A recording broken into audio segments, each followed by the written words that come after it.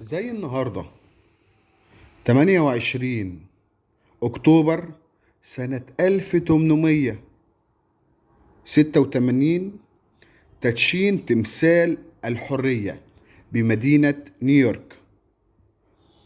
ولكن في ناس كتير ما تعرفش أصل الموضوع وأصل الحكاية. ما تعرفش إن تمثال الحرية ليه قصة عجيبة. تعالوا نعرف البداية. التمثال كان للفلاح المصري، وبدأت قصته عندما سافر النحات الفرنسي فيلاردو بيرتوات في سنة 1869 إلى مصر، حاملا معه نموذج مصغر عن تمثال بطلب من الخديوي إسماعيل نفسه، فاقترح عليه بدلا عن مشروع التمثال لديل ثيبس ليأتي كرمز للحرية للملاحة والصداقة بين الشعوب، مع وضع عبارة مصر تحمل الضوء لآسيا في قاعدة التمثال. حينها نصب عليها عند مدخل قناة السويس، وكان افتتاحه في يوم 16 نوفمبر من ذلك العام.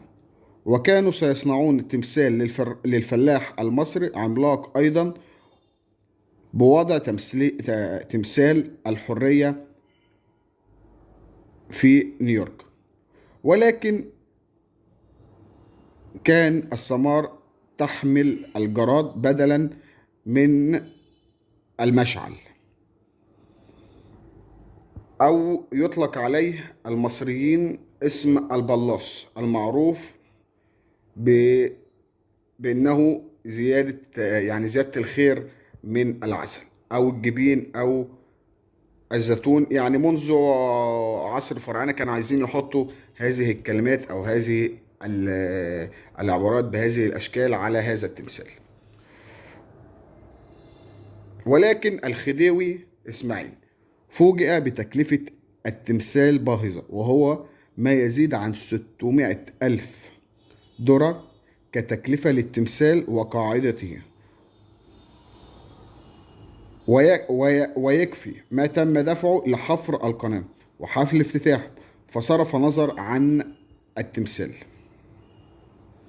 وولى الفرنسي بترون وجهة شطر، أو يعني اتجه بقى هو ساعتها اللي هو النحات ده اللي هو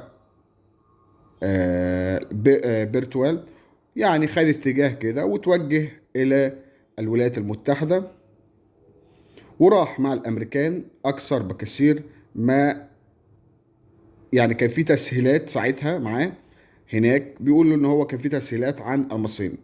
عرض صناعات التمثال الفرنسي أن يكون تمثال هدية تقدمها فرنسا للولايات المتحدة بمناسبة المئوية الأولى للاستقلال، مشترطا أن يكون بناء القاعدة على عاتق الأمريكان.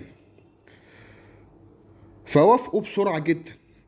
جمعوا الأمريكان التبرعات فبنوا قاعدة التمثال وملحقه، وافتتحوا الرئيس الأمريكي آنذاك غوفري كاليفورنيا، اسمه غورفن كاليفورنيا، في 28 أكتوبر سنة 1886 باحتفال مهيب، وفيه لقى كلمة وقال: لن ننسى أن الحرية اتخذت لنا بيتا في هذا المكان.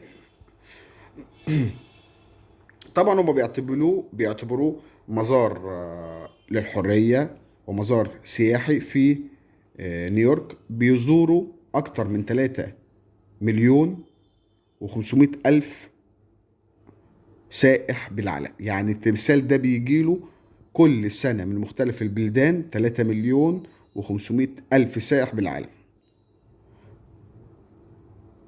فطبعا يعني شيء حققوا منه إنجاز أو حققوا منه. لكن لازم نعرف إن التمثال في الأول كان هيتعمل في مصر، ف وكان التمثال سيرفع قبل 125 عام عند أهم معبر مائي في العالم، ولكن يعني عند تكلفته كانت خزينة مصر ستتكلف في وقتها 600 ألف دولار. يا رب المعلومة تكون وصلت لك. شكرا.